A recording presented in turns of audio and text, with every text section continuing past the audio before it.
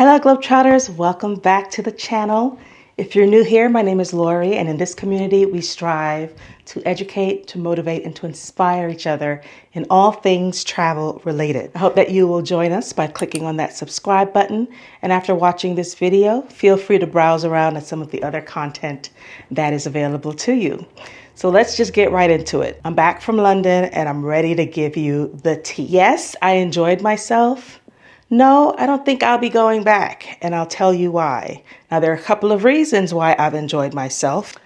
One huge reason has to do with how really good the shopping was. And so I'll share some of the things that I purchased during the trip with you, but I'll also give you my breakdown of what to expect, what to know before you go, what kinds of things I would not do again, what I would do again, and all of that. So if you're interested, grab a snack, sit back, and let's get right into it.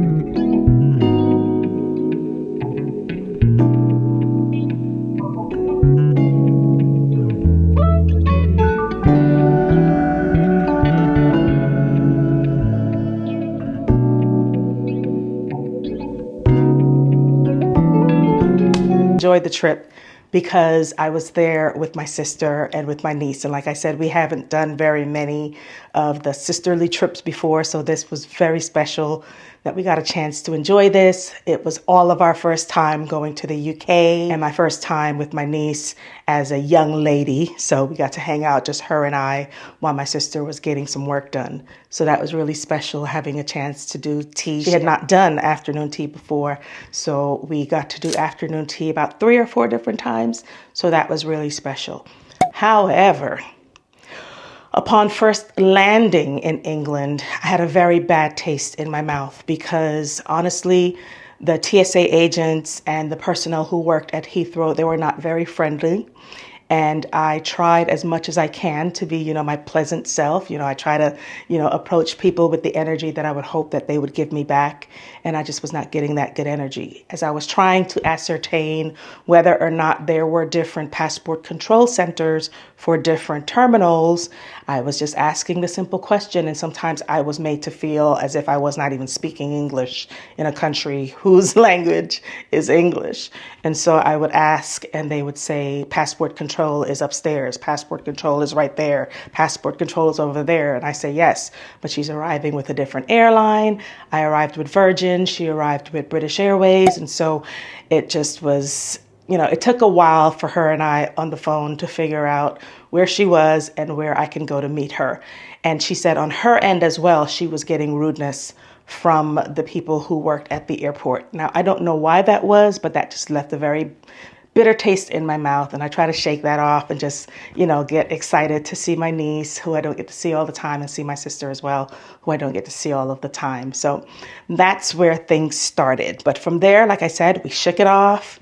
We got in our black car, we got a cab, and we headed to our hotel. It's about an hour drive or so. The black cabs in London are kind of like the equivalent to the yellow cabs in New York. So they're basically regulated by the state, right? But they will also tend to be a little bit more expensive than, say, using Uber. We got into a black cab, it was beautiful. And we went to the hotel. You should have seen my review of the Citizen M Hotel. It's basically a no frills, meaning there isn't like a fancy sit down restaurant. There isn't a pool. There isn't a workout center. So you pay for all of those things when you go to the hotels that have all of these amenities available to you. So the cost was lower. It's about £200 a night. Maybe you can catch it on special for 100 and change, but pretty decent pricing for what it was. Ample space, modern amenities. The people there, the employees made the trip because they were so nice. They were so attentive. They were so helpful, super sweet, and basically a complete 180 from what we experienced at the airport. So Citizen M, top notch. Again, I would not necessarily get the food from the hotel because there's so many places around that have fresh food and better food, and I didn't find the hotel food that great. But I would, I guess, mark it like about an 8 out of 10, but I definitely would recommend it for its location and for its distance to so many great things. Right across the street, there was a theater that was playing Wicked, the Broadway play. A block or two down, block and a half down, I could stand outside the hotel and see it, basically. They were also playing Hamilton down on the same street. So it's a kind of a busy business district. We walked about 20 minutes to Buckingham Palace from there. The Victoria Street station was right there, so you can get on the train and go anywhere. The double-decker buses stopped right in front of the hotel. So it was just basically just a great location. I'm looking into other Citizen M hotels because I saw that they're opening one in Rome. I think they have one in Miami. They have one in New York, in Manhattan. And so I definitely want to do more about looking into the Citizen M brand. No frills, give us the basics, but do the basics well. Give me cleanliness, give me, comfort. The bed was comfortable, give me great customer service, and I'm happy with that. So honestly, London was not at the top of my list. Yes, I wanted to go because I had not been before and I wanted to experience it. So I enjoyed the trip because of my sister being there, because of my cousin coming over from Amsterdam to spend some time with us as well, and also with my niece being there, and the shopping. The shopping was great. The food was not that great. Like I said, the fish and chips basically tasted like carnival food to me, and not even good carnival food. Most of the food was bland, the native food, food that is considered English food or British food. It was bland. There wasn't much seasoning to it, wasn't much salt or pepper or other flavors added to it. And we found ourselves going to eat Italian or going to eat Turkish. And I heard that there's a great Asian food scene in London. The shopping, top tier. Went to Bicester Village. I know that's why you clicked on the video, so I'll get to that. We went to Bicester Village, which is one of the very few name brand, high-end luxury house outlets in the world. And it's basically an open air kind of deal where you go in and out of the different stores. It's not like a free-for-all, stuff thrown everywhere, just heaves of things. No, they treat you with the luxury experience that you expect if you go to Harrods or if you go to Selfridges. You get the sparkling water, you get the champagne, you get tea if you choose, and so you get the nice service that comes along with luxury shopping. That's part of the luxury shopping experience. And so being that I was traveling with the shopper in our group, we did quite a bit of shopping, but we did so at a discount because I'm not going to travel all the way over there to blow my travel budget for the rest of the year because there are other places that I really want to go. But I have heard from others before that the people in England tend to be a little bit ruder to people who are American, and maybe I should have used my Guyanese accent. If I travel to a place where I know that Americans are not as appreciated or celebrated, or where they're downright hated, I use my Guyanese accent so I don't stand out as a target, so I don't stand out as someone to be disliked. And if I had known that it was to this degree, I may have used that accent instead of using my American accent that I'm using right now. So, again, other friends that had traveled through, even just connecting in London at any of the London airports, they also experienced similar things to that which I experienced. But the shopping made up for it. The first thing I will show you that came in that big bag, let me just get into it. A pair of Fendi boots. I gave the story in the last vlog, and if you haven't seen it, go back and check that out. I gave the story of how we were looking at one shirt. I saw a shirt in the male section for Fendi, and I asked about it, and there was just one left. And the young lady, the sales associate, very, very kind, very helpful. She told me that it was the only one left, and she told me what the price was, and I was just like, you know, flabbergasted. It was about 60 to 70% off of retail. And then she said, well, there are other things that are on sale. And I said, really? But I guess they're not allowed to put sale signs out. So again, it's I tell my son this, and I tell my students this: closed mouths don't get fed. So you have to ask. And I said, if the worst thing someone's going to tell you is no, my feelings don't get hurt. So I asked what else is on sale, and she began to tell me and point things out. All that was on sale. These boots were on sale, ridiculously priced. I think I paid about a tenth of the price that they were retail, but I got them from Fendi, and I could not bring the box home. I brought the bag home, but not the box. And I brought home also dust bags, one for each. I'd never seen dust bags for boots before, but then again, I've never purchased luxury boots, so I've never gotten the dust bags, but I got the dust bags, and I actually wore the boots home. I'm going to insert some footage of the airport bathroom mirror, me wearing the boots, because I had to wear them home because they would not fit in my suitcase. And so I looked a bit conspicuous, shall we say, walking through both Heathrow and then Atlanta, where I switched to get my local plane home to Tennessee. So those are the boots. Also from Fendi, I got some ready to wear, and I never thought I would buy Fendi ready to wear. I have 2 Fendi bags, but I never thought I would buy ready to wear luxury clothing. But the prices I paid, I could not turn it down. So of course they came in a dust bag as well. This is like a set, so it's like an athletic top. And this athletic top has a bottom that matches it. So my sister and I both got these. And these were, I mean, like what, ridiculously priced as well. I think like each under 100 pounds. So each item under 100 pounds. So really great pricing for that. And these are just a pair of tights that I can wear either walking, or I can wear to yoga, or, you know, just put on a pair of boots with them and make it into a cute little outfit. You never know. Next, I'm going to show you what I got from Burberry. And this is pretty straightforward.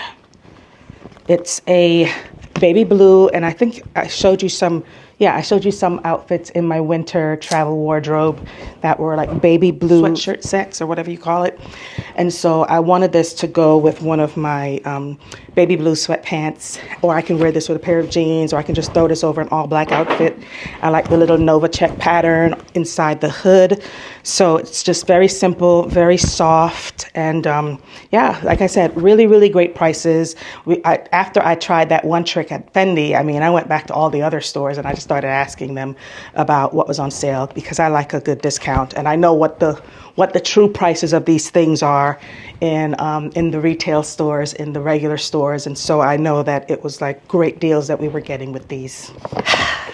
Yes, went into Chanel, and this was in Harrods. This was not at Bicester Village. And I purchased something that had been on my list for a while. You may recognize by the size of the box. And it comes with a little case like this, authentication cards and booklet and all of that in here. But this is basically a pair of glasses. And they have a little bit of the Chanel logo on the top. And then, well, they have Chanel written on the top, and then on the ear extensions here, they have the little CC logos on each side. So I'm still, so I may switch them out for the clear optic lenses because I do wear prescription strength lenses. So that's from Chanel. From Harrods, also from their perfume haul, I think I told you about this. I was going in to get this rare perfume that only they sell, and that is the Lila Noor Apache, what does it say? Agar Apice or Agar Apice. Please tell me if you know below how that is pronounced specifically. But that's the one that I was describing the notes to you in the previous video, and I'm so happy I got this. My sister also got a bottle of this, and it smells so different and so complex and so masculine and feminine, and it just smells so expensive. It really does. And it probably was too. But this was what we got from Harrods, and I was really, really excited to get this because when I travel, I like to get something that is unique to wherever I'm traveling. So if I'm going to Hawaii, I want something that is made in Hawaii, something that's Hawaiian or something, you know, something like that. So this wasn't made in London. This was made in France, but it's an Indian perfume brand, and it is sold exclusively at Harrods. And so I wanted something that was sold exclusively in London to commemorate our trip to London. As a matter of fact, since I'm talking about perfumes, let me show you my collection of fragrances. Let me give you a tour of my perfume collection. In addition to my Lila Noor Agar Epice, I have Creed. This is the Royal Princess Oud. I also have another Creed, just a travel size of the Aventus for her. I have YSL Libre in the Intense. I have Prada. This is just a refill for the original Prada Paradox. And then I have a full bottle of the Prada Paradox Intense. I also have the Chanel Chance Au Tendre. And this is a travel-sized portion of it, so this fits perfectly in my purses. I have a travel-sized bottle of the YSL Libre, regular, not intense. And that's it. So this one is just going to have a place somewhere. I'll have to make space for it. Somewhere on my little stand here of scents. Yeah. In my little jewelry case.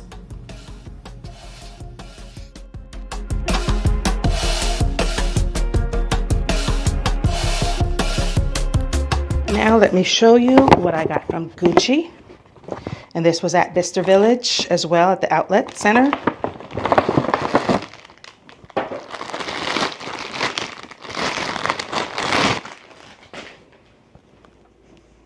And this is a beautiful double-sided, very soft, silky, silky soft. I believe it's merino wool though, but it feels like silk scarf. So on one side of the scarf, it's a long neck scarf. On one side, it's just black, and on the other side, there's a little bit of monogram, but the monogram is very faint. It's like almost a dark gray or charcoal gray against the black, so it doesn't look too conspicuous, but it's just very classy, very nice. I like it a lot. And last but not least, I picked up a little something. I don't know, I can't remember if this was in Harrods or if this was in Selfridges, because they both have Hermes stores within their department store. So little dust bag, little authentication card and booklet and all of that stuff that comes with it. I took off the little ribbon that was wrapped around it because I think you saw me wearing this already in the vlog video. But obviously something to be worn. And this is a cuff in the H. Let's see. This is how I put it on, and this is how I wore it. And it fits perfectly my little wrists. and it just adds a little bit of elegance, I think, to everything that I'm wearing. And because I wear a lot of black and gold, the black and gold just went perfectly. Now, I was looking first at another cuff. I had that on my wish list.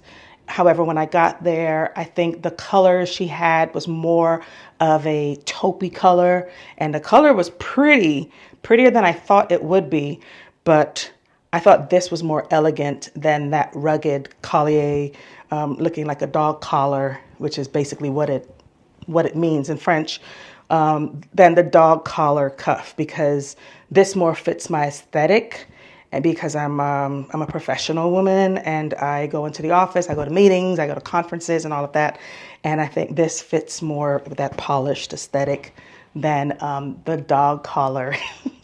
And so that is my haul. Now, some things that you should know if you're going to London, things I wish I had known. Number one, like I said, don't go to London for the food. Don't. Don't expect to have a culinary experience unless you have already pre-researched certain places, that the chefs are like top notch or anything like that. Yes, if that's the case, go right ahead, enjoy. However, I didn't have much of a culinary epiphany while I was there, a great culinary experience myself personally. So the other thing is check the weather, check it, and then check it again. Matter of fact, I checked it the morning of my travel when I was packing my suitcase, and it had changed from the day before. So I was originally planning to prepare for, rainy days every single day that we were there, but instead I think it missed it about one day, and the weather was actually warmer in London than it was here back in the States, where everyone was snowed in and schools were called out, and it was just incredibly cold. Even in Atlanta, when we landed off of the long flight from London, it was much colder in Atlanta than it was in London, which was very strange. But I'm glad that I prepared and I was comfortable the entire time. Another tip that I shared while I was packing and also while I was there, if you're traveling during the winter, ladies, wear fleece-lined tights. Gentlemen, I'm sure you can get fleece-lined warmers, leg warmers to wear as well, but I wore a dress or a skirt at least 2 days while I was there, and these fleece-lined tights, very stretchable. And I mean, there are so many different brands. This is Tahari that I picked up, but they have a bunch also on Amazon that I have linked down in my Amazon store. But these, so comfortable, so stretchy, and so warm. They really, really kept me warm, even though I had on a satin skirt one of those days. Another tip that I have for you, and I shared this with my sister while she was packing, bring washcloths. Most European hotels do not provide washcloths, and Citizen M, the hotel that we stayed in, did not either. And so I had 2 washcloths, and because it was a week-long trip and I switched in the middle, and I didn't have to pack these to bring back, so I was able to free up some space to bring back some of the items that I purchased. But since it was my sister and my niece staying in their room, she brought a stack of them so that they can, wash their bodies properly with this. If you don't usually use a washcloth, then you probably won't miss it. But we use washcloths, and I knew that she would miss this if she didn't have it, and she thanked me profusely for this. She also thanked me for those phone chargers that I showed you, those portable phone chargers, the one that clicks into the bottom of your phone, because she had 2, one for her and one for my niece. Also for the adapters, because you need them everywhere you go. You may have Wi-Fi on the train, you may have Wi-Fi in a coffee shop, but you may not have the plugs available to plug in your devices or the outlets for your USB or USB-C. And so having appropriate outlets, especially enough for the number of devices, because her and my niece both had phones, watches, iPads, or computer laptops, and so enough of those adapters to plug in. Otherwise, you'll end up spending a lot of money either at the airport or at the hotel. And I think at the hotel, Citizen M was charging about $29 for these adapters, but they're about half that price on Amazon.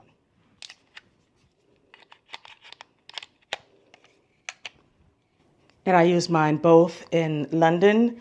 I think when I was in Amsterdam, I used this one. And when I was in London, I used this prong. This is the standard in the UK, and this is the standard in the EU. And so I was able to purchase one device that I can use in multiple countries, and it's very easy to bring this along with you. Another tip that I shared in an international tips video already is to download the apps that you need. Apps for the train, apps for Uber, apps for their version of Uber, because they have Uber there, but they also have My Taxi and they also have Free Now. And so you can check both of those to see if there are cars, if there are ride shares available for you at the time that you need. Also, if you're interested in going to a show or a play, download Today's Tix, Today's Tix, and that is for, any kind of last minute tickets that are available. It's very affordable to just get on there, and if there's a concert nearby or a play or a show or something, you can get on there and see if there are prices that are rock bottom that you can get a ticket at a steal for some great entertainment. Another tip is that January is a nice quiet month. Relatively speaking, there were still a lot of people there. Don't get me wrong. There were still a lot of people there. But if you're hoping to not be in the big crowds, then that is a good time to come. Also, we came at a time when there weren't very many big demonstrations. I know in December, when I thought about going over to London from Amsterdam, there were some huge demonstrations. And as a matter of fact, I think there was a union strike of the railway workers, and so the railway system in London was shut down. They came to a grinding halt. And so I decided, nope, not a good time to hop, skip, and a jump over the pond into London at that time. So that was not an option. You pay for water. When you sit down at a restaurant, you don't automatically get a glass of water. And my American friends will be very, very surprised at this. Those of you who are watching in other countries, and I know I have some viewers from other countries, ciao. You may already be aware of this, but my American friends, you're going to notice that, okay, that is very strange. And they will ask you whether you prefer still water or whether you prefer sparkling water. In some countries, they'll say water with gas or water with gas. So you can say whether you prefer still water or sparkling water, and you will be charged for that water because it's usually bottled water that they bring out. They bring out a bottle, they place it on the table, they open it for you, they pour it for you in most places. But in every European country that I've traveled to, I found, and also I guess now the UK, I found that water is not free. You don't assume that you're going to get free water, a limited supply of water at the restaurant. You pay for all of that. There is no VAT back. I thought that there was, but in the UK, there is no taxes back. And so I thought with purchasing all of these, and I figured I learned the truth before I started purchasing all of these items. I wasn't purchasing these items because I thought I was going to get money back. I purchased them because I really was interested in them, and they were really great prices too. So you don't get your taxes back at the airport or at some special counter before you leave the country as you do when you are in the EU. In most countries, if not all countries of the EU. Let me know down below. I'm not sure. You guys who are living over in those other countries, let me know. But definitely in England, there was no VAT back. You did not get your taxes back. You did not get that 12% extra back, that you can say, oh, well, I paid an extra 12% off. I got an extra 12% discount for this item. So that's not the case there. So if that's going to change your mind about where you go shopping, you may want to go to France, or you may want to go to Italy, or you may want to go somewhere else. But I promise you, the shopping was great. The tea was great, going and having tea time at Tiffany's and having tea time in different stores and Selfridges and Harrods and, different restaurants and cafes and everything. That was so, so special. So special. I definitely enjoyed that, and I have very fond memories of that, and I will always, always remember this trip just for that. Another tip, here we go, before I let you go. When I got to the security line to leave London, I was handed a bag, this bag. And I was told that everything I have liquid had to fit in this bag. Now, remember I told you guys that they're very strict overseas, more strict than they are in the US, about the size of your liquids the amount of liquids that you can carry. And so I had to now go through my bags, because I had two bags. I had my rolling suitcase and I had a backpack. Go through my bags and take out all of my liquid items and make them fit in here. And I had that cast on my hand, that brace on my hand, like you guys know. And so there was a gentleman there who was helping me. But it was so frustrating, honestly, guys. It was so frustrating, so painful. Even my edge gel, they said it's a gel, it has to go in here. And so I prioritized.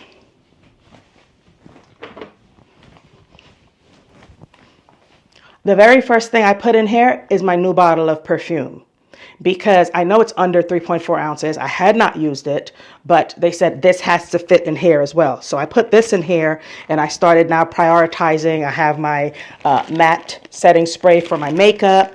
I had just replaced my concealer. They said my liquid eyeliner had to go in here as well. And those items are like $20 each. So I was not going to throw that away.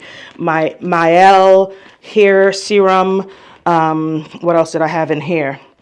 Some Fenty lip gloss, my Clinique Moisture Surge in case my face just started peeling and itching on the plane. And then I had some lidocaine cream, some prescription pain cream for my hand that's hurting.